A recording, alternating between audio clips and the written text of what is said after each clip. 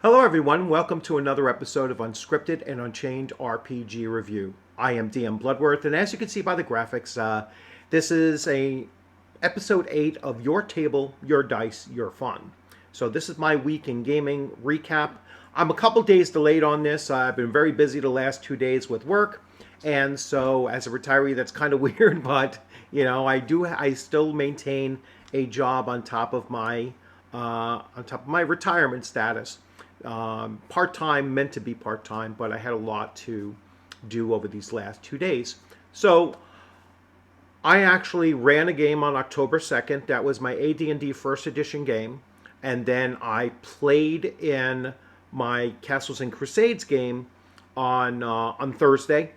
And then Monday night, I was in a brand new game. I've never played with these individuals, and it was a one shot, a horror one shot, which I'm going to go into detail, um, first. So I'm going to handle that one first, and then I'll talk a little bit about what next week's episode might entail, and go from there. So without further ado, now you're not going to get the full screen of this. Hopefully you'll get enough from this. I'm not going to actually run the video. I'm just going to talk about the Dungeon Master, or the Game Master, I should say, and the players that I had the pleasure of working with during this, and talk a little bit about the experience. So let me switch views here so I can see it in full view. So I will read these off so that you can look them up if you wish to.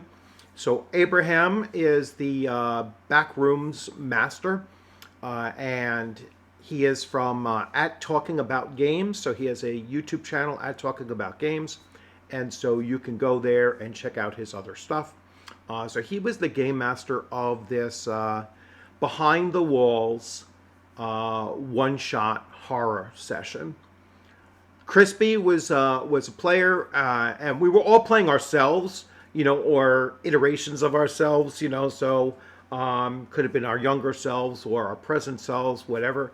So Crispy has a channel, Table Runner, and it was my first time meeting with him, first time playing with him. Actually, all three of these other individuals is the first time I played with any of them. So, and that goes a lot to the experience, the positive experience that I had from this. And then finally, Bo from Bo Paints Minis. And so, as I said, none of us had ever role played together, played any kind of game together. And this was our first time meeting on screen. So when you have a recorded game session go as smoothly as this one did, and you can see time-wise this session only lasted 137 minutes. So I'd say probably about 125 of that was just straight up playtime, right? And so that says a lot as well. I'm fairly certain we went through 5 different scenarios. So, 5 different rooms that we were transported to, from one to the next, to the next, to the next. And there was a puzzle that had to be solved. Sometimes in 3 occasions, there was combat, of the 4 or 5 rooms. But almost every one of them, there was a puzzle that needed to be solved. The game system behind the walls, you have basically 3 characteristics for your character. You have sanity, you have physical, and you have mental abilities. You also have 2 background skills. And again, we were supposed to base it on ourselves, right? So I selected the background skills based on my military background. I selected firearms and logistics. So I was kind of I was logistics when I made sergeant. I was logistics in the U.S. Army, and I was also a crew served weapons trained, individual, soldier. So I was a machine gunner in combat if that's what was called upon me to do. Was mounted on a Humvee.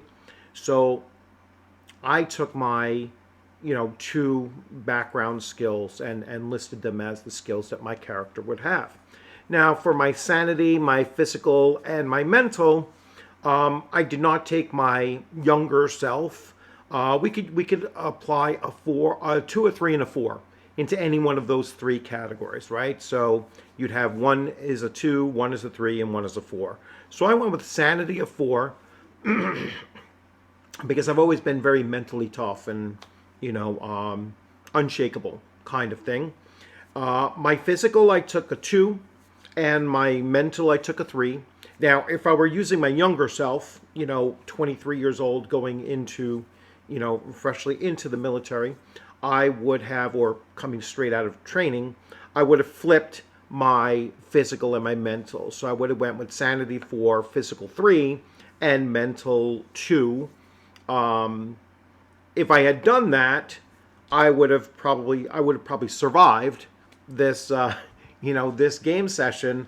I died in the very last scene of the game session. So I had been brought from my physical from 2 down to 0, or maybe even more. So I never knew quite how much damage I took, other than the fact that I took enough to kill me. My sanity was almost shaken completely. I went from a 4 to a 1. So I had, and that happened before my physical damage. So that came very, very close to me losing my sanity ahead of time. It was a really, really interesting experience. I had a great time with everybody, at the table. I was really impressed with the role playing of Crispy and Bo. I I saw some room where I could have improved. There was a little bit of a language, I think, a language barrier. And this is probably the first time I'm saying it for Abraham to hear that. I think that perhaps when I was saying because we were usually in first person, I'm going to do this. He would say it's future tense, you're going to go last. And I think that where the disconnect language-wise is that when I was saying, I'm going to go do, he was applying it's not happening now, where I meant it to be more of, when I say I am going to go to the door, that means now. I am going to go to the door. What I think he wanted was more, I go to the door. Now, the reason why I say I'm going to the door and include that going is that I don't know if I'm actually going to get there, right? Something might occur that prevents me from getting there. And so it gives that sense that something could happen in the transition from me being where I'm at currently to where I'm going to. And that's why you use the word going. So I thought that the few times that he pointed it out and he said that's future tense, I didn't even really know at the moment what was making it future. I just went along with, whatever he decided.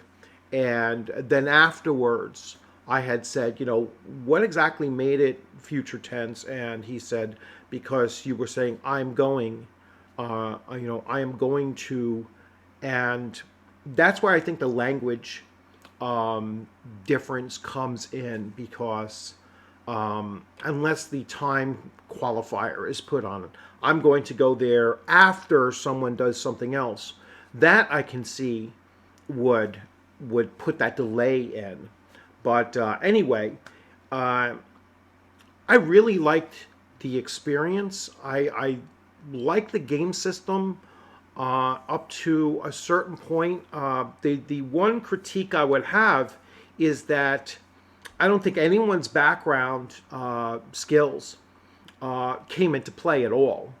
And so that's something that I would have liked to have seen, is that, I kept my military sense about me. And I know Abraham had mentioned in his follow-up video that, my role was always to look for some kind of a weapon.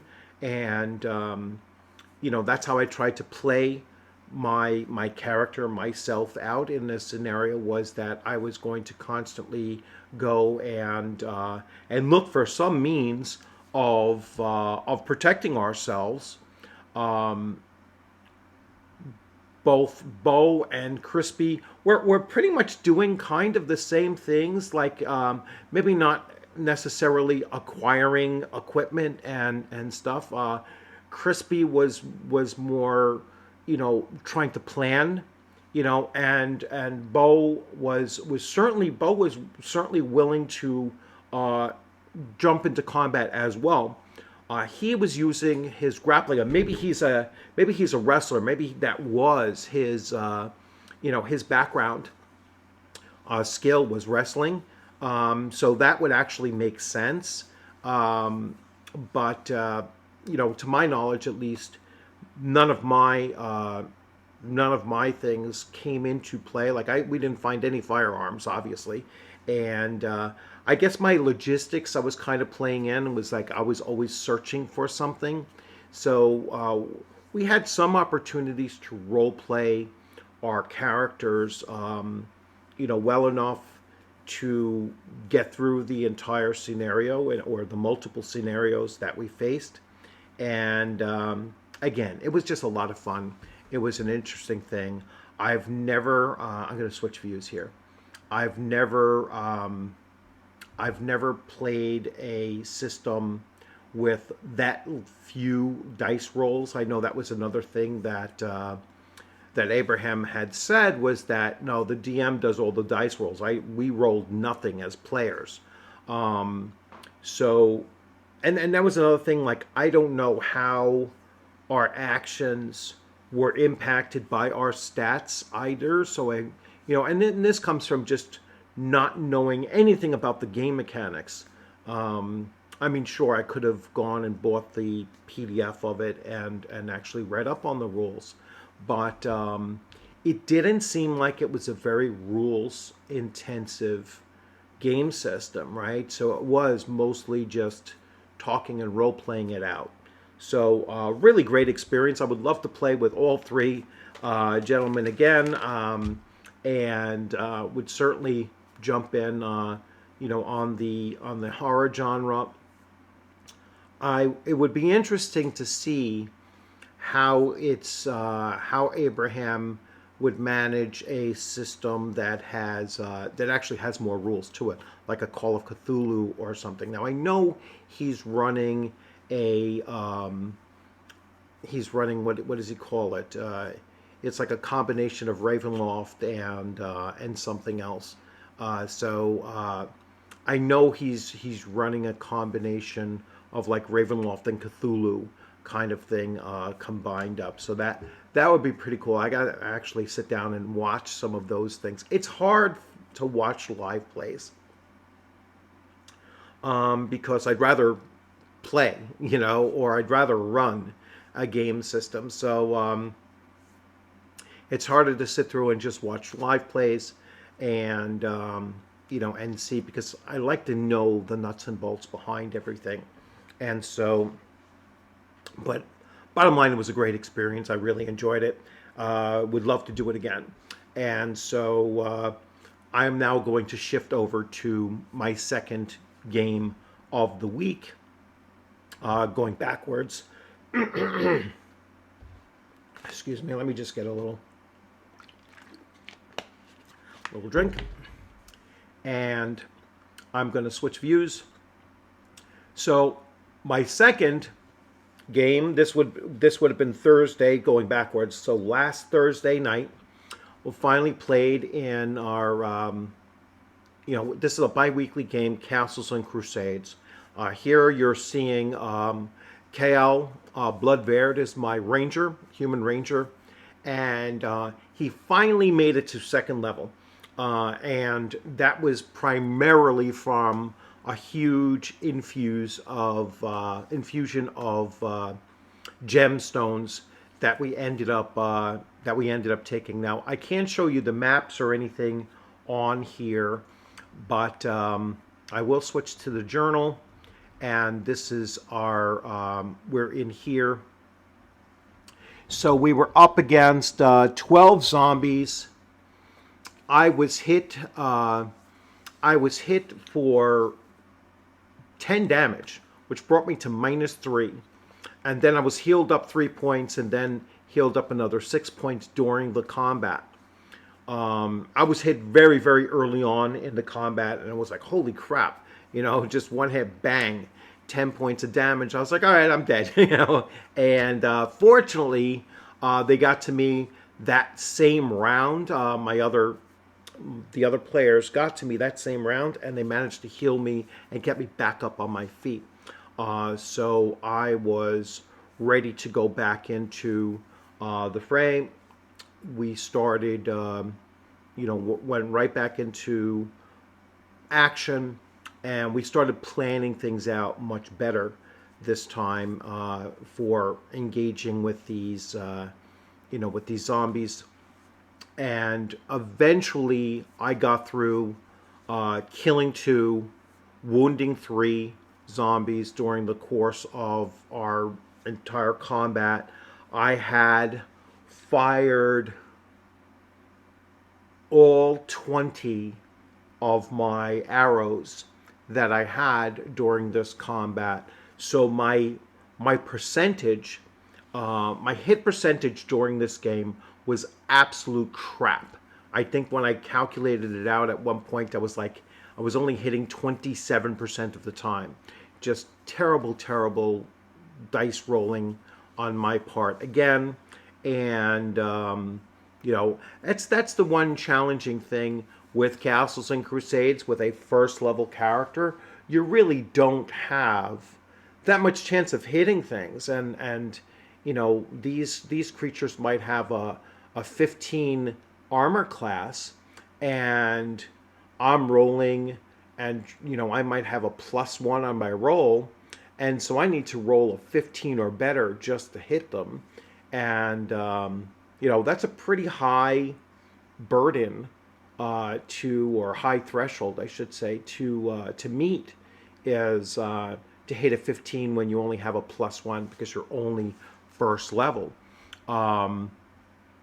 So now I'll go back to so you can see we killed a total of 12 zombies.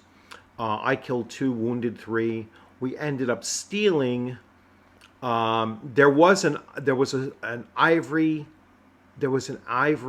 throne, and the ivory throne had these gemstones all embedded in it. Right, it had 10.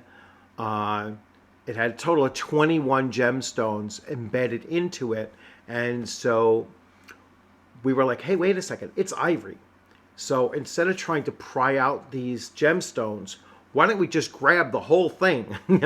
And so we all had to make a strength check, and the 4 of us, we just picked this thing up and we just ran the heck out. We had a cart and 2 henchmen sitting outside, with the cart, and we just loaded it up in there, and all of us, very wounded at that point, managed to get out. And all we essentially did was we gained enough experience to level up again, or at least I leveled up again, and the other players or player characters are just about at that point. Well, they will hit level 4. I'm now level 2, and I'll go over my character where it is. So we ended up getting 7,000 gold pieces total, divided by 4. The zombies was actually minimal experience for the zombies, just 312 divided by 4. So we each gained 1,828 experience points apiece, and whatever the gold amount was apiece. I put it on my character sheet here. So we'll go back to my character sheet. Let me just double check to make sure. Yes, you are looking there. So the only really good roll I made was when I rolled my hit points for second level. I rolled a 9 plus my 1 for my Constitution bonus, and we ended up getting a 10. So I went from having 7 hit points to 17 hit points. So it's going to dramatically change my my approach to combat moving forward. Now I feel like I'm that much more prepared to engage in combat. My so my totals went up, so I'll be at a +2 for many things. I gained a basic to hit modifier with everything. So at second level, I gained that basic to hit modifier of a +1. So it is going to give me, a +2 whether I'm using a composite short bow, a long sword, or a long sword. And then for my fist, only with my Marauder ability would I give the +2 for my fist as well. So, and then the modifiers to damage goes with the Marauder, so that will also go up as well. So I'm really looking forward to playing again, and looking to, now I have 1,997 gold pieces. So I'm certainly going to look to upgrade my equipment once again. And right now I have a chainmail hauberk, medium wooden shield, and a coif of chainmail. Gives me an AC of 17 when I'm using my shield, 16 without. And I'm looking to get a higher quality made chainmail shirt and helmet and such. So maybe and also improve the quality of my weapons and become just that much more effective. When you increase the quality of things, you increase their stats, right? So a composite short bow, that's a master crafted one, which might be hard to find, and it costs 5 times the amount that it would normally cost. And then if you go even higher than that, it's 25 times the amount it would normally cost. I will increase by +1 to hit, and if I get 25 times, then it would be a +1 to hit and damage. Still doesn't count as a magical weapon. Might even be more expensive than a magical weapon, but magical weapons might be rarer to find. So I'm going to most likely look to get mastercrafts for many of those things. So it was a great session. Really enjoyed it, and I am going to switch views here and come off of that. So the next thing I'm going to talk about my game, AD&D First Edition. So I have to modify some of this here. Let's see. Let's close this. I probably closed everything. I did. Oh no, here I am. Here I go. There it is. All right. Going to my AD&D Second Edition.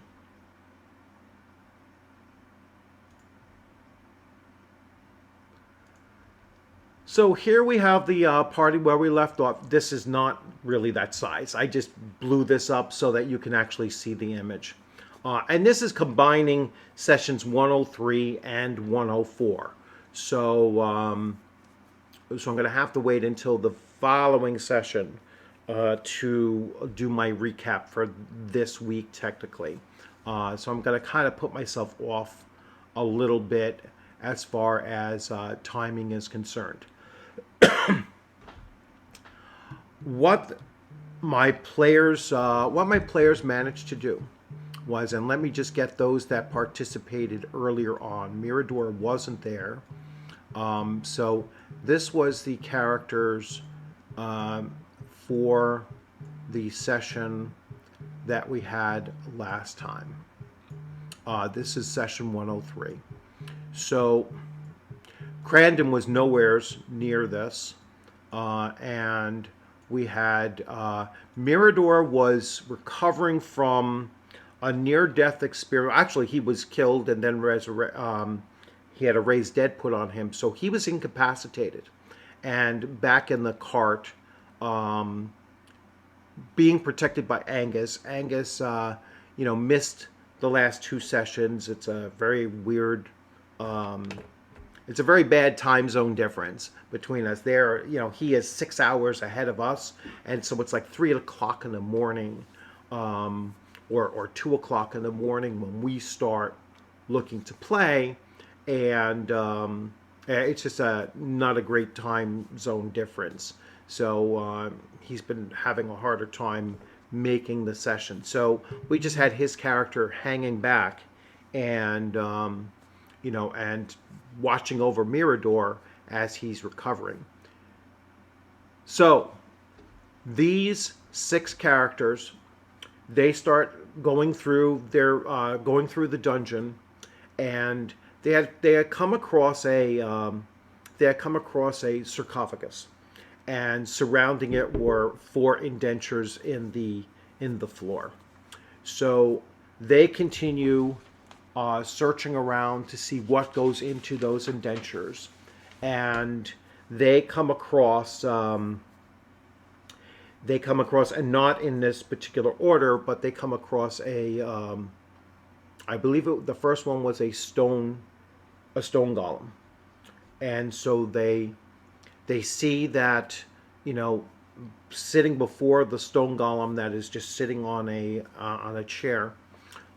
There's this object that looks like a stone vase, and so they go, and as soon as they touched it, the stone golem came to life, and they ended up fighting the stone golem, defeating the stone golem, and then they went and they faced. They picked up the jar now and secured it. Then they went to another room and they faced an iron golem. Very, very similar circumstances, right? It was a very ceremonial looking room, and there was an iron statue standing in front of this thing. So they already knew what was going to potentially happen, and they immediately went into combat, not even giving it a chance to respond yet. They started, throwing their spells at it and attacking it and such. And so they got the first round of attacks all on their own, and then that activated it. They fought it. It took several rounds. So it looks like the battle took 1, 2, 3, 4, 5, maybe about 5 rounds or so for them to defeat it. And against the stone golem, Sparrow, the druid, ended up taking 16 points of damage. So she took a pretty decent hit against the stone golem. And then the iron golem ended up hitting the paladin, Candrius, for 14 hit points of damage. So that was, a pretty hefty hit. Amalric actually finished off both the stone golem and the iron golem. And then against the flesh golem, which was the third that they encountered to get a third jar, none of them were actually hit, and Candrius ended up finishing off the flesh golem. So the paladin ended up defeating the flesh golem. And then their last challenge was against the beholder. So this was the first time that they've ever encountered a beholder before, and it was actually the first time they ever faced the the golem types either. So they were certainly adjusting their journals, their mental journals, and they were adding it to their journal on Roll20, where they have a rolling journal of what the party has encountered. So almost like a Keepers of Questacon bestiary of challenges that they have faced. And a lot of times they jot down little notes and such, or they just remember certain things about them, so that when they face these creatures in the future, it's not such a mystery of what they had to encounter, or how they would be challenged by this thing. So the fight against the Beholder lasted for again another like maybe 5 or 6 or so rounds. And actually, let me see how often I could see. No, I'm sorry. It lasted 3. Looks like 3 rounds. Now these are very powerful characters, right? So these are all levels 8 through 10. Sparrow being level 10 at the time. So every character is at least 8th level. So they're dishing out a lot of damage, so long as they're hitting. And but that doesn't mean that the Beholder was certainly dishing out a lot of damage to them as well. So as we're going through that battle, there were 2 fumbles on the player party's side. So one fumble was from Amalric. Amalric ended up blinding himself in one eye, and taking 15 points of damage from that fumble. And then later on during the fight with the Beholder, he ended up taking another 26 hit points of damage from the Beholder's attacks. So overall, if I'm looking at it, he took 26, 30, looks like maybe 32 points of damage or 33 points of damage during the whole combat. And he only has 50, hit points. So he took a lot of damage during this fight. Fortunately, they dish out a lot of damage as well as a party. Mirador also fumbled during the fight, but his fumble was less impactful. He just tripped. Fortunately for him, he just tripped and took no damage. Just took him out of action for 1 round as he recovered himself. And they defeated the Beholder. So experience points wise, they did quite well. And then they started to get prepared to return back to the central spot where they will eventually look to unlock the secret of the sarcophagus. And you can already see here, so this is terrible foreshadowing, because you already see what is inside the sarcophagus. But I'm going to go into that recap portion next week, because this was this past Tuesday night's game, so the 10th, and so it'll be part of my my weekly discussion tomorrow. I'm sorry, not tomorrow, next week, before Tuesday night's game again. So as you could see, it was definitely a full week worth of gaming. So a Tuesday night game, a Friday night game, and then a Monday night game. So 3 games in the span of 7 days. And fortunately, Monday was a holiday, so it made that much more possible. I didn't work on that day. And so it was a great gaming experience for the entire week. All 3 games, whether I was running them or in the 2 that I was playing, very significant realizations, occurred during each of those, right? So in the one I started noticing in the AD&D campaign, I really started to notice that my player party is just there on the verge of becoming, you know, titled characters, level 9 and above, and they're really starting to get to the point where uh, standard challenges are not enough to really, to really challenge them. And they're at the point now where they could start running those adventures that are designed for parties that are 9 to 12. And that's in AD&D terms, that's just a different level of adventuring that that really does change it up. And the impact of their actions now are going to become much more regionally impacting types of things. These are the kinds of adventures, like if you were going to use the official modules, I mean, these are the kinds of things that you would do. All right, we're going to move on to Against the Giants and run those series of 3 adventures there. Or we might do the Underdark, ones, so Vault of the Drow, and move through that series of adventures as well. Or we could start doing